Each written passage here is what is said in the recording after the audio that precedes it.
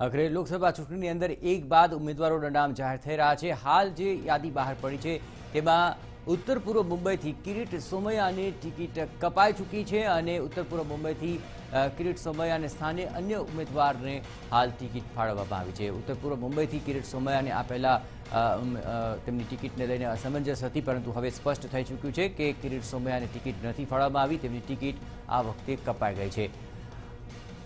મહારાષ્ટ્રની જે બેઠકો છે કે ત્યાં આખરે ભાજપ અને શિવસેનાનું ગઠબંધન થઈ ચૂક્યું છે। એવી વખતે બંને પક્ષ સરખી બેઠકો ઉપર લડવા જઈ રહ્યા છે, ત્યારે આખરે ટિકિટોને લઈને ઘણી જ મથામણ ચાલી અને તેમાં ઉત્તર પૂર્વ મુંબઈને લઈને પણ ઘણી જ વિચારણા થઈ હતી। આખરે કિરીટ સોમૈયાના નામને લઈને પણ ચર્ચા હતી, પરંતુ હવે સ્પષ્ટ થઈ રહ્યું છે કે આખરે કિરીટ સોમૈયાની ટિકિટ કપાઈ ચૂકી છે।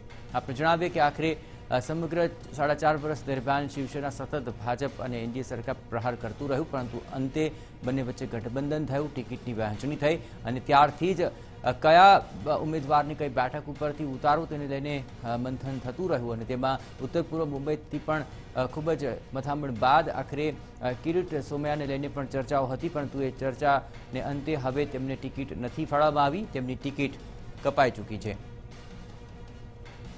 તો કિરીટ સોમૈયાને હવે ટિકિટ નહીં મળે। ઉત્તર પૂર્વ મુંબઈથી તેઓ સાંસદ હતા અને હવે તેમની ટિકિટ કપાઈ ગઈ હોવાના અહેવાલો મળી રહ્યા છે। આજ મામલે વધુ વિગતે વાત કરી રહ્યા છે, જોડાઈ રહ્યા છે TV9 સંવાદદાતા ઉમેશ સોલંકી। ઉમેશ, આખરે ઘણી ચર્ચા વિચારણા બાદ આખરે કિરીટ સોમૈયાને ટિકિટ નહીં મળે, આખરે તેમને સ્થાને કોને ટિકિટ મળે તેવી શક્યતા છે?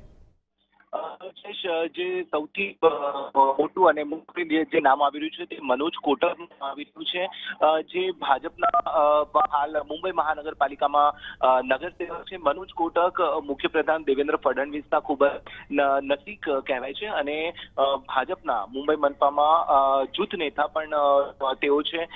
ખાસ અહીં જણાવી દઉં કે જે શિવસેનાનું જે દબાણ જે હતું તે અહીં કામ કરી રહ્યું હોય એવું લાગે છે, કેમ કે ઉત્તર પૂર્વ એટલે કે ઈશાન મુંબઈની આ જે બેઠક છે તેના પર હાલ કિરીટ સોમૈયા સાંસદ છે અને શિવસેનાનો એવી શરત હતી, જ્યારે ગઠબંધન થયું ત્યારે શરત હતી કે કિરીટ સોમૈયાને ટિકિટ આપવામાં ન આવે, કેમ કે વિધાનસભા અને મુંબઈ મહાનગરપાલિકાની જે ગત ચૂંટણી હતી તેમાં કિરીટ સોમૈયાએ મહાનગરપાલિકાને ભ્રષ્ટાચારની ખાણ જણાવી હતી અને ઉદ્ધવ ઠાકરેને તેના માફિયા જણાવ્યા હતા અને આ જ નારાજગી જે છે તે સોમૈયાને ભારે પડી ગઈ છે અને હાલ તેમનું પત્તું કપાઈ ગયું છે અને મનોજ કોટકને ઉમેદવારી જાહેર કરવામાં આવી રહી છે।